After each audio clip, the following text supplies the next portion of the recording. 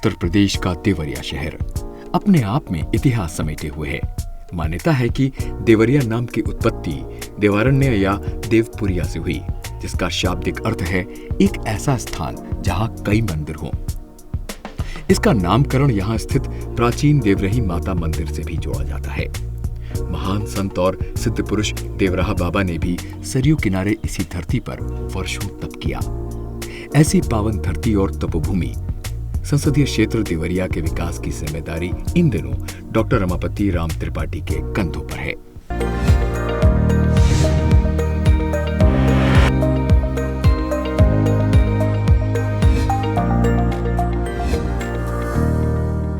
नमस्कार, संसद टीवी के विशेष कार्यक्रम आपके सांसद में आपका स्वागत है। मैं हूं पवन कुमार शर्मा।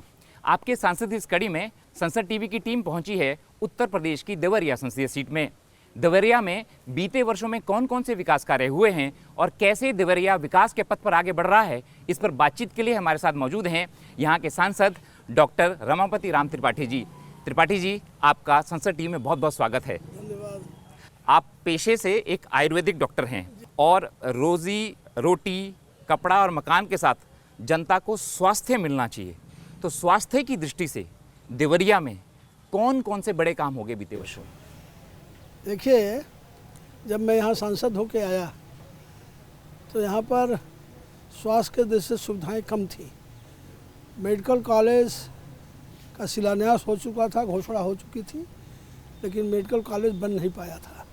तो मेरी पहली प्राथमिकता ये थी कि यहाँ का मेडिकल कॉलेज बने। तो मैं उसके लिए प्रयास किया और बहुत जल्दी समय में मेडिकल कॉलेज बन गया। मेडिकल कॉलेज बन गया तो एक स्वास्थ्य सुविधा हो गई। और कोरोना काल में महसूस हुआ कि यहाँ पर कहीं ऑक्सीजन प्लांट नहीं है। तो उस समय हम कुछ स्वयंसेवी संस्थाओं से भी आग्रह करके और स्वयं हम लोगों ने अपने फंड का उपयोग करके 7 जो ऑक्सीजन प्लांट है वो देवरिया में आज बन गए। अब ऐसी कोई आपदा आवे तो देवरिया वालों को बाहर नहीं जाना पड़ेगा। और यहाँ के हमारे प्राथमिक स्वास्थ्य केंद्र जो हैं सीएचसी में जो बदले, ये भी पूरे ज़िले में लगभग 8 ऐसे हैं जो आधुनिक सुविधाओं से सुसज्जित हैं। वहाँ आईसीयू भी है, वहाँ बेड भी है, वहाँ डॉक्टर भी हैं। तो स्वास्थ्य की दृष्टि से यहाँ के स्थिति में सुधार हुआ है। देवरिया में मेडिकल कॉलेज और अस्पताल खुलने से जहां स्थानीय लोगों में खुशी है, वहीं देवरिया से सटे यूपी और बिहार के कई जिलों के छात्रों को इसका विशेष लाभ हो रहा है। लोकल लेवल पे बहुत फ़ायदा होते हैं कि जैसे डिस्ट्रिक्ट हॉस्पिटल रहता है तो वो एक स्मॉलर एरिया में, जब मेडिकल कॉलेज खुल रहा है तो वो लार्जर एरिया को कवर कर रहा है। तो आपको एजुकेशन प्लस फैसिलिटीज़ प्लस आपको एक्सपीरियंस मिलता है और भी डॉक्टर्स का। ये मेडिकल कॉलेज का खुलना यहाँ देवरिया के जितने भी स्टूडेंट हैं उनके लिए काफ़ी बड़ी उपलब्धि है। घर के पास में मेडिकल कॉलेज है और कहीं दूर पढ़ने जाना नहीं पड़ेगा, यहीं पे सब मिल जा रहा है। तो ये काफ़ी अच्छी बात है। मेडिकल स्टूडेंट्स के साथ ही प्राध्यापक भी देवरिया में मेडिकल क्षेत्र में हुई उन्नति को बड़ी उपलब्धि मानते हैं। इस मेडिकल कॉलेज का नाम जो है वो है महर्षि देवराहा बाबा मेडिकल कॉलेज। और महर्षि देवराहा बाबा यहाँ के बड़े पूज्य संतों में से रहे हैं और संत कभी जाते नहीं। और हम सभी शिक्षकों की यहाँ से पूरी कोशिश है कि जो मुख्य मूल्य हैं इंसान के, देवत्व के, वो हैं सेवा, प्रेम और त्याग। देवरिया के सांसद डॉक्टर रमापति राम त्रिपाठी का जन्म 1 जनवरी 1951 को गोरखपुर के झूड़िया खजानी गांव में हुआ। पिता की इच्छा के मुताबिक ये आयुर्वेदिक चिकित्सक बने। हालांकि स्कूली समय से ही ये छात्र राजनीति में सक्रिय हो गए थे। मैं महात्मा गांधी इंटर कॉलेज छात्र संघ का 1969 में छात्र संघ का मैं विद्यार्थी परिषद के उम्मीदवार के रूप में महामंत्री चुना गया। और फिर 1971 में मैं बिहार में यशवंतवाई इंटर आयुर्वेदिक कॉलेज में मेरा नामांकन हुआ। क्योंकि मैं तो चाहता था गोरखपुर यूनिवर्सिटी में पढ़ के वही राजनीति की दिशा में, लेकिन हमारे पिताजी की इच्छा थी नहीं चिकित्सक बनो, तो वो वहाँ हमको एडमिशन कराए और जेपी मूवमेंट में भाग लिए। और जब इमरजेंसी लगी तो इमरजेंसी में हम गिरफ्तार हुए बक्सर में, बिहार में ही। तो कुछ दिन बक्सर जेल में रहे, कुछ फिर भागलपुर जेल में 10 महीना हम रहे। फिर जब इमरजेंसी हटी तो तो हम बाहर आए। फिर उसके बाद 80 में जब भारतीय जनता पार्टी बनी, जनता पार्टी से अलग होके, तो मैं उसमें सम्मिलित हुआ।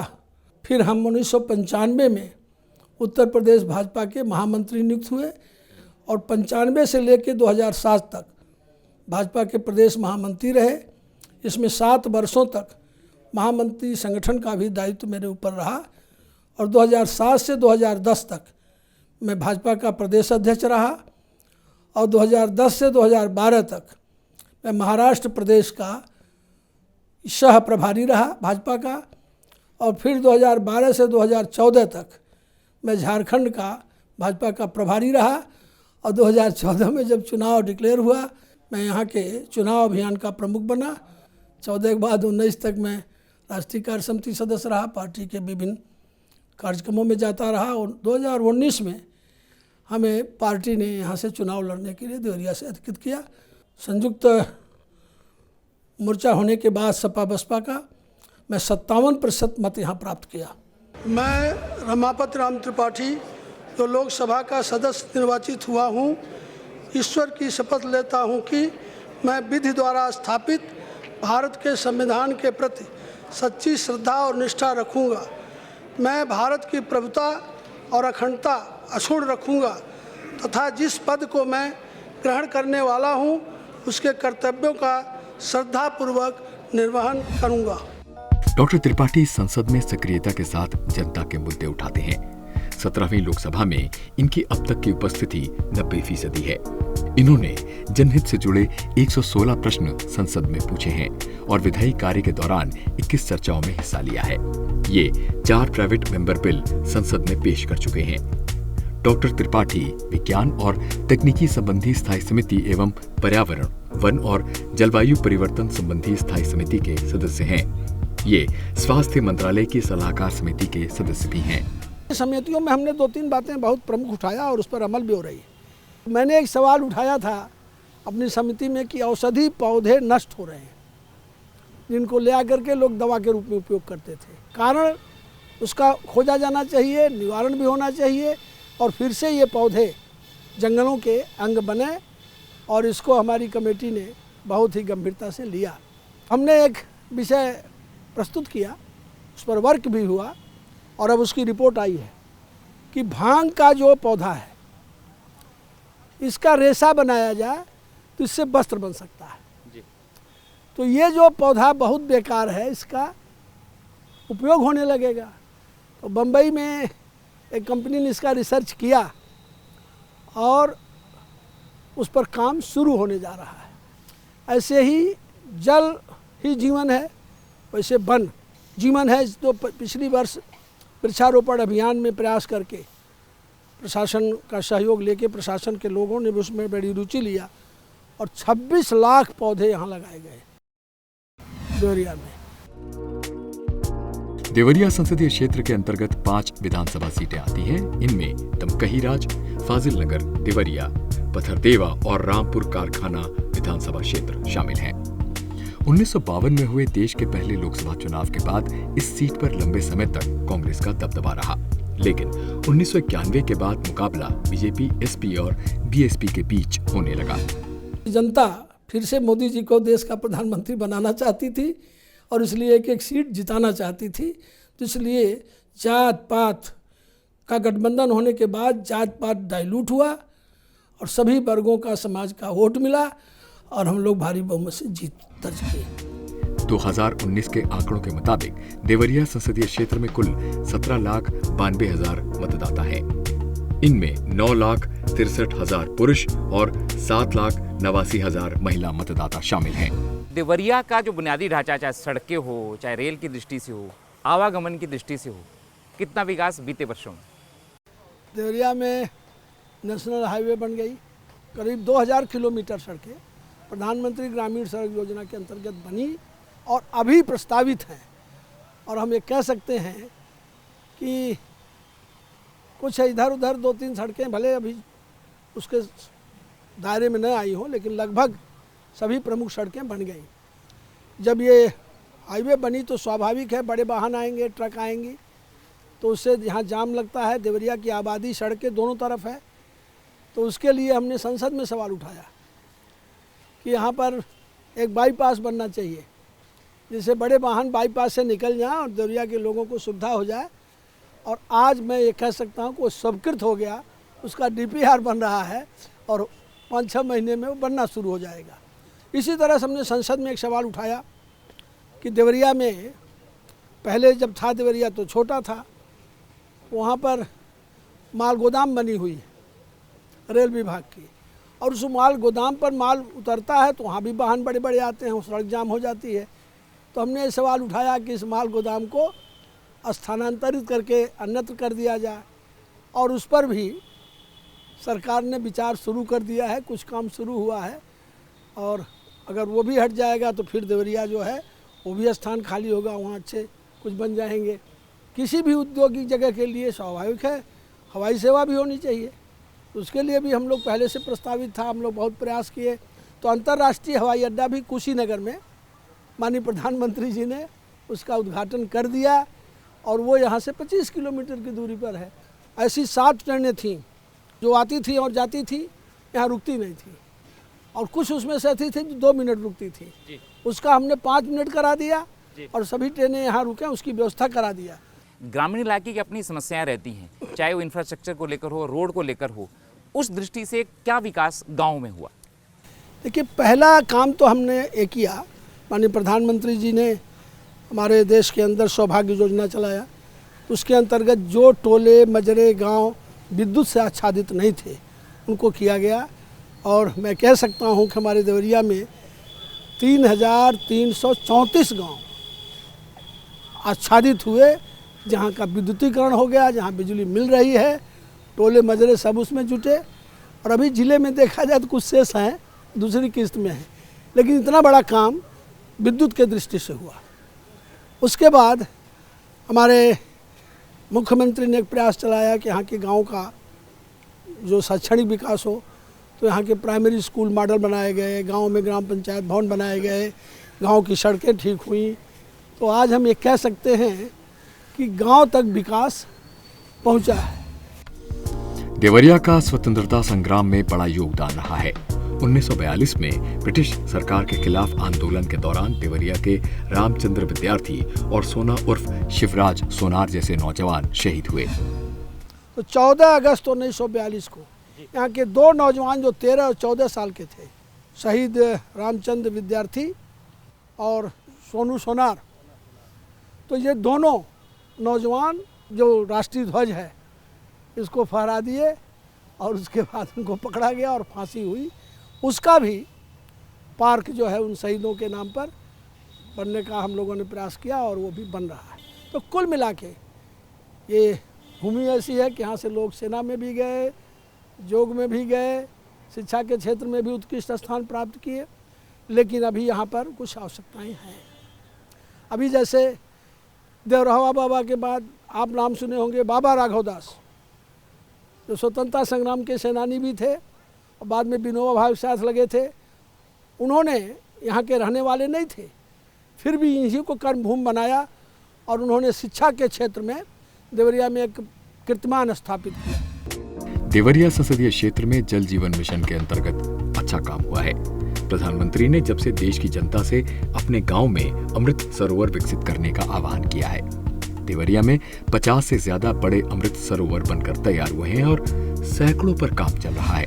हर घर में शुद्ध जल टोटी द्वारा पहुंचाया जाएगा, इसके लिए टंकियां बनाने का एक अभियान चला, और हमारे संसदीय क्षेत्र में 54 टंकियां बन के तैयार हैं, और कुछ जगहों पर उससे जल वितरण भी शुरू हुआ, कुछ पर होने वाला है। हमारे संसदीय क्षेत्र में 113 सरोवरों का चयन हुआ है, और जिसमें से लगभग 50 तो बननी शुरू हो गई, कुछ बन के कंप्लीट भी हो गई। और जन जागरण इसके लिए मैं किया, गाँवों में भी गया, लोगों को प्रेरित किया, और अच्छी बात है कि आम जन इसमें रुचि ले रहे हैं। डॉक्टर त्रिपाठी ने अंत्योदय साधक नाम की एक पुस्तक लिखी है। अंत्योदय यानी समाज के अंतिम पायदान पर खड़े व्यक्ति की मदद के लिए ये हमेशा तत्पर रहते हैं। सहज रूप से लोगों से मिलना और उनकी समस्याओं को सुनकर उनका तुरंत निराकरण करना हमेशा डॉक्टर त्रिपाठी की प्राथमिकताओं में शामिल रहता है। डॉक्टर रमापत राम त्रिपाठी जी सांसद, वह सहज हैं, सरल हैं, सहिष्णु हैं, 24 घंटा जनता की सेवा में दिन रात तत्पर रहते हैं और सरकार द्वारा चलाई गई समस्त योजनाओं को जनता में प्रचारित और प्रसारित सरकार की मंशा के अनुरूप करते और कराते हैं। माननीय सांसद जी के नेतृत्व में हमारे यहाँ वायर का जो समस्या है वो भी हल हो गया है। हमारे यहाँ काफ़ी हमारे प्रमुख जी के सहयोग से हमारे यहाँ नाला वाला हुआ है, कार्य हुआ है। रात दिन सब मिलते रहते हैं। हमेशा हमारा फ़ोन भी रात में 10 बजे फ़ोन करें तभी 10 बजे फ़ोन उठाते हैं, 12 बजे फ़ोन करें 12 बजे उठाते हैं हमारे। देवरिया संसदीय क्षेत्र में सैकड़ों लोगों को केंद्रीय योजनाओं का लाभ मिला है। प्रधानमंत्री आवास मिले हैं, स्वच्छ भारत मिशन के अंतर्गत घर घर शौचालय बने हैं और उज्ज्वला योजना का लाभ महिलाओं को मिला है। यही नहीं, ग्रामीणों खासकर महिलाओं को स्वावलंबी बनाने की दिशा में केंद्र और राज्य सरकार द्वारा उठाए गए कदमों का सार्थक परिणाम गांव में साफ तौर पर नजर आ रहा है। हम महिलाओं को तो मोदी जी और योगी जी ने जो बल दिया है, मोदी जी ने उन्हें स्वावलंबी बनाने के तहत भी काम किया है। शौचालय और आवास जो उनके नाम आया है और भी जो सुविधाएं उनको मिल रही हैं, जैसे मातृत्व योजना वगैरह जो चल रही है महिलाओं की, तो उससे महिलाएं बहुत खुश हैं। हमारे यहाँ हर वार्ड में कहीं 35 कहीं 40 इस तरह से जो समूह बना हुआ है, उसमें जो महिलाओं को बिजली का जो वो रसीद काटने के लिए मिल रहा है, उसमें महिलाएं भी काम कर रही हैं। बैंक सखी हैं और भी बहुत ये स्वास्थ्य जो है स्वास्थ्य में, उसमें महिलाओं को काम दिया गया है। इससे महिलाएं आगे बढ़ रही हैं, आत्मनिर्भर बन रही हैं। नवीकरणीय ऊर्जा के क्षेत्र में देवरिया में बेहतरीन काम हो रहा है। यहाँ 100 एकड़ से भी बड़े क्षेत्र में बड़ा सोलर प्लांट लगाया गया है, जहाँ 400 मेगावाट से ज्यादा बिजली का उत्पादन हो रहा है। सांसद डॉक्टर रमापति त्रिपाठी का दावा है कि बिजली के मामले में देवरिया जल्द ही आत्मनिर्भर बनेगा। औद्योगिक जो क्षेत्र है आपका वो बड़ा है, उसमें कितने लोगों को रोजगार मिला है, खासकर युवाओं को, उस दृष्टि से क्या हुआ है? अब देखिए, यहाँ जब मैं आया संसद सदस्य के रूप में, तो 2 औद्योगिक क्षेत्र यहाँ थे सरकार द्वारा घोषित। एक पूर्वा के पास है, एक उसरा में। पूर्वा के पास वाले में तो कुछ छोटे छोटे उद्योग 2-3 काम कर रहे थे, लेकिन कुछ उद्योग बंद थे और उसका दूसरा प्रयोग हो रहा था।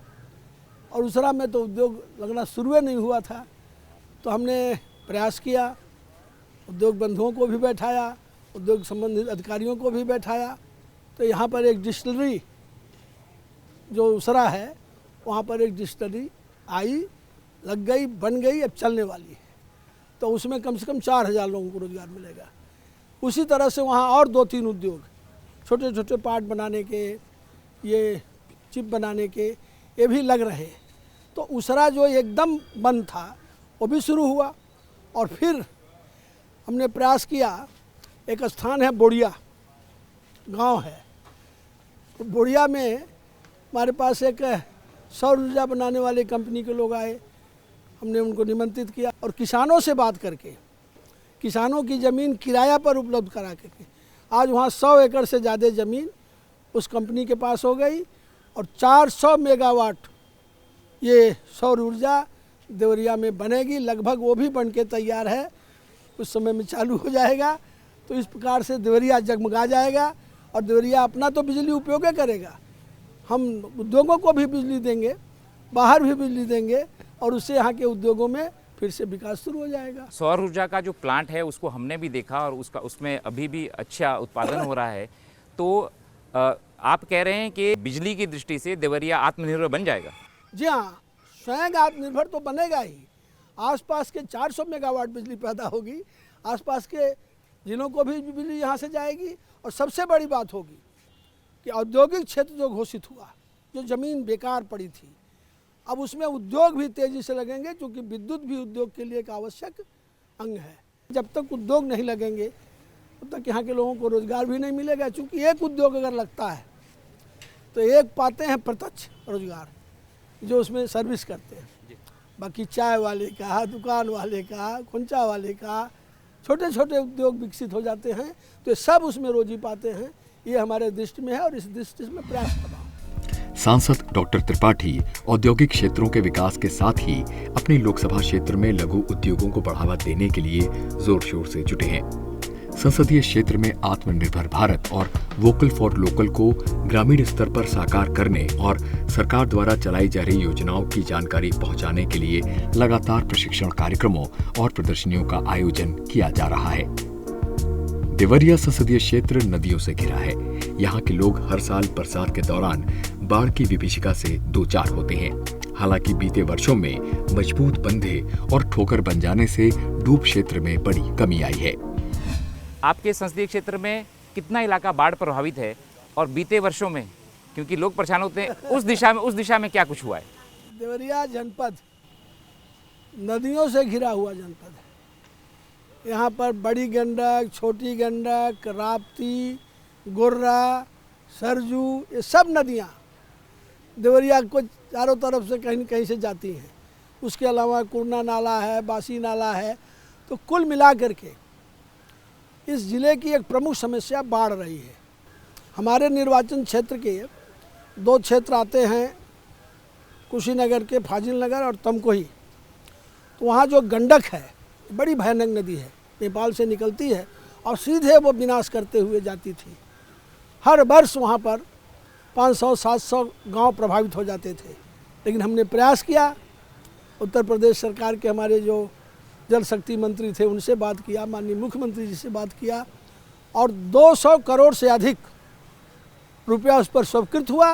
और आज वो बंधा ऐसा बन गया कि 19 के बाद आज तक वहाँ बाढ़ नहीं आई, अस्थाई समाधान हो गया, वहाँ की जनता बिल्कुल खुशहाल हो गई जी। इसी तरह से हमारे यहाँ कुरना नाला, इसको खनवाया, बासी नाला, उसको खनवाया। तो जितना संभव प्रयास है वो हो रहा है। हमारा जो जीरो बंधा इस लोकसभा का तमकुही राज विधानसभा एक ऐसा विधानसभा था जहां लगभग लाखों एकड़ फसल, हजारों घर प्रति साल बर्बाद होते थे। उसका अस्थायी समाधान इस सरकार और डॉक्टर रमापति राम त्रिपाठी जी के सहयोग से संपन्न हुआ है। इस साल, पिछले साल, जबकि बहुत पिछले साल पानी हुआ था, बाढ़ आई थी, लेकिन हमारा जिला पूरी तरह से सुरक्षित था। देवरिया संसदीय क्षेत्र के फाजिल नगर स्थित पावा नगर को धार्मिक रूप में विकसित किया गया है। भगवान बुद्ध ने पावा नगर में ही अंतिम भोजन किया था और जैन धर्म के 24वें तीर्थंकर भगवान महावीर यही निर्वाण को प्राप्त हुए थे। सांसद जी की क्या सोच है, वो जब आए तो उन्होंने इसको कैसे गति दिया। जिसने जो कभी करना शका कर दिखाना है, हम आप के हैं, आपको भी यह दिखाना है। हम उठान लिए मन में देश के ही वास्ते, हम ठान लिए मन में देश के ही वास्ते। माँ भारती रक्षा लहू कतरा बहाना है। देवरिया संसदीय क्षेत्र में हर वर्ष बड़े धूमधाम से सूर्योत्सव का आयोजन किया जाता है। सांसद और तमाम स्थानीय विधायकों समेत सभी जनप्रतिनिधि, स्थानीय जनता और बच्चे इस आयोजन में बढ़ चढ़कर हिस्सा लेते हैं। यह महोत्सव इस क्षेत्र के विकास की धुरी है। इसमें कंपटीशन होते हैं, साइकिल दौड़ होती है, मैराथन दौड़ होती है, नाट्य प्रतियोगिताएं होती हैं, विभिन्न स्कूलों के बच्चे आते हैं और स्थानीय कलाकार भी आते हैं। और ये इस महोत्सव का ही देन है कि इस मंदिर के सामने जो आप तुरपट्टी से फाजिल नगर की 10 किलोमीटर की सड़क देख रहे हैं, ये योगी सरकार में ये सड़क जो है वो सीसी रोड बनी। देवरिया संसदीय क्षेत्र में युवाओं और खिलाड़ियों के लिए खेल सुविधाएं भी विकसित हो रही हैं। खेल मैदान के साथ जिम और पार्कों में ओपन जिम जैसी सुविधाओं के साथ ही गतिविधियों को भी बढ़ावा मिल रहा है। देवरिया के जो युवा हैं उनके लिए, उनके खेल के लिए किस तरह से योगदान दे रहे हैं? मैंने उसको भी प्राथमिकता में लिया जी। और प्रशासन से भी बात किया, हमने स्वयं अपने निधि से भी उसमें सहयोग किया। और इसी के बगल में एक पार्क है जिसमें खेल के दृष्टि से जिम बन गया, फील्ड बन गई और उसमें अभी बच्चों के व्यायाम करने के लिए, लड़ने भिड़ने के लिए अखाड़ा जो बनता है वो गद्दे वाला अखाड़ा बनवाने जा रहा हूँ। कुल मिला के खेल के लिए भी सुविधाएं जो आवश्यक हैं जुटाई जा रही हैं और आगे जो और कमी है वो भी प्राथमिकता भी है इस पार्क में भी मैं ये महसूस कर रहा हूँ कि एक ओपन जिम यहाँ भी होना चाहिए। लोग आते हैं यहाँ, योगा करते हैं, टहलते हैं, जिम भी करें। डॉक्टर त्रिपाठी खुद को फिट रखने के लिए नियमित तौर पर सूर्य नमस्कार और योग करते हैं। ये न सिर्फ स्वयं योग करते हैं बल्कि अपने पूरे संसदीय क्षेत्र में लोगों को योगाभ्यास करने के लिए प्रेरित भी करते हैं। परिवार को तो मैं समय बहुत कम दे पाता हूँ, कभी महीने पर, कभी 2 महीने पर, 2 दिन 4 दिन के लिए ऐसे परिवार के साथ समय बिताता हूँ। वो भी समय केवल परिवार के साथ रहता हूँ, बाकी दिन भर तो लोगों से मिलने जुलने और सामाजिक कार्यों में व्यस्त रहता हूँ। डॉक्टर त्रिपाठी जी, हर एक सांसद का एक सपना रहता है कि मेरा जो संसदीय क्षेत्र है उसमें अभूतपूर्व विकास हो, और विकास की जो प्रक्रिया है वो लगातार निरंतर चलती रहती है। आपके क्षेत्र में बहुत सारे काम हुए, पर बहुत सारे काम बाकी भी आपकी सोच में है। क्या विज़न, क्या ड्रीम प्रोजेक्ट देवरिया को लेकर डॉक्टर त्रिपाठी जी का? देखिए, एक तो मेरा पहला ये है कि माननीय प्रधानमंत्री जी का जो विज़न है कि लोकल को वोकल बनाना, तो उस दृष्टि से देवरिया में जो हमारी स्वयं समूह की बहनें हैं और छोटे छोटे जो उद्योग हैं उसको प्रोत्साहन मिले और अच्छा निर्माण हो। 1 डिस्ट्रिक्ट 1 प्रोडक्ट में यहाँ पर झालर, यहाँ के सजावटी सामान है।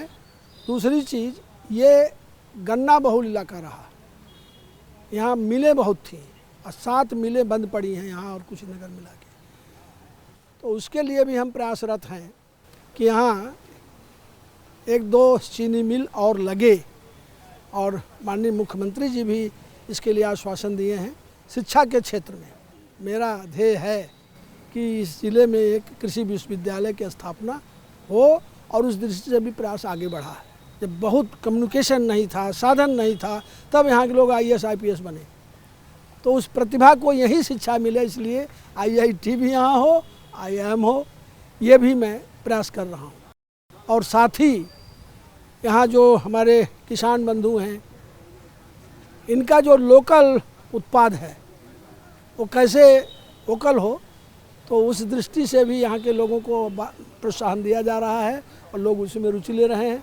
तो मेरा ये सोच है कि देवरिया जो अविकसित जिलों में था, अब विकासशील जिलों की श्रेणी में आया है।